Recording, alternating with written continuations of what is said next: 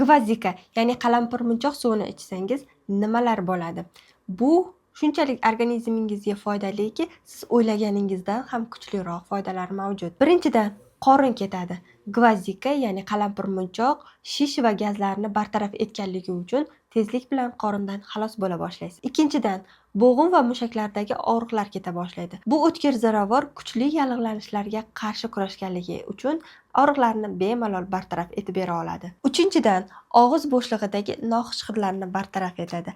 Agar nafas hididan kaktus ham qurib qoladigan bo'lsa, gvazdika bakteriyalarga qarshi kurashadi va nafasingizni yangilab beradi.